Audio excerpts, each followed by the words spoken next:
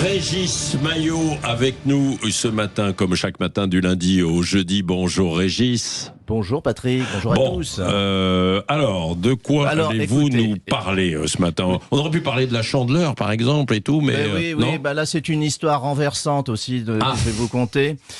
J'avais prévu, pour tout vous dire, ce matin une chronique engagée sur la hausse des prix réglementés, avec des chiffres, des courbes, des experts, bref du solide, vous me connaissez.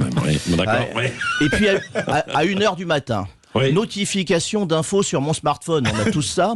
Je lis le titre, je le relis, je repose le téléphone et là je me dis, Régis, tu peux pas priver les auditeurs d'un sujet aussi profond.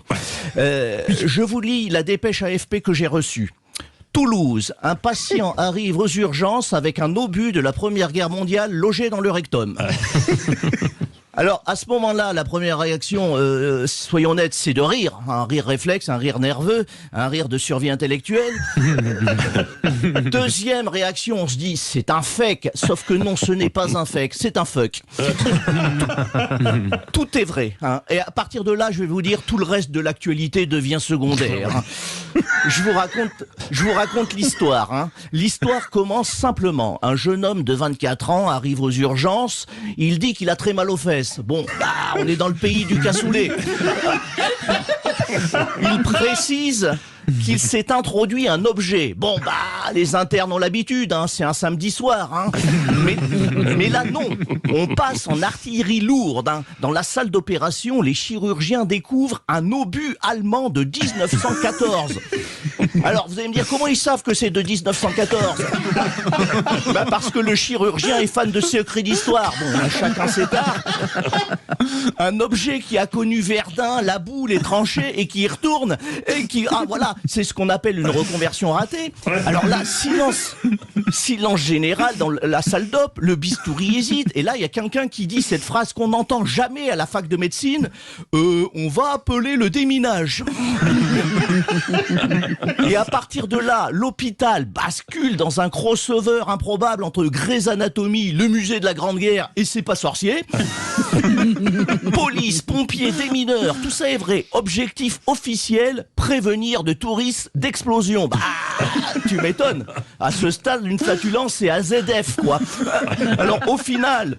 Les deux démineurs ont retiré l'engin sans difficulté technique, avec une certaine perte de dignité quand même.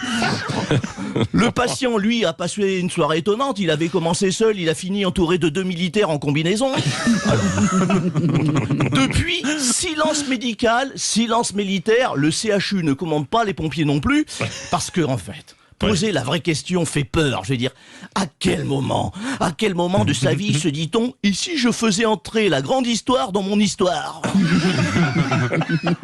Alors, heureusement, Patrick, tout finit bien, le patient va bien, l'obus aussi, il a juste changé de musée. L'explication officielle parle d'un incident, une glissade comme toujours. Bref, l'hôpital a retrouvé son calme, mais cette nuit restera dans les annales.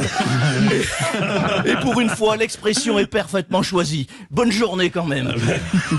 Merci Régis Maillot, Philippe David. Vous savez que la même chose était arrivée à l'hôpital de Toulon en décembre 2022. On avait dû évacuer l'hôpital, mais là hier c'était un obus de 37 mm. Je crois qu'à Toulon c'était un 75. Justement, on va y revenir tout à l'heure à la fin du journal de Laurie pour raconter que ça arrive. Pas forcément fréquemment quand même, mais qu'il y ait des interventions un peu bizarres dans les hôpitaux. On va vous raconter ça. Celle-là, elle est vraiment canon. Canon, absolument. J'espère qu'on s'est bien éclaté.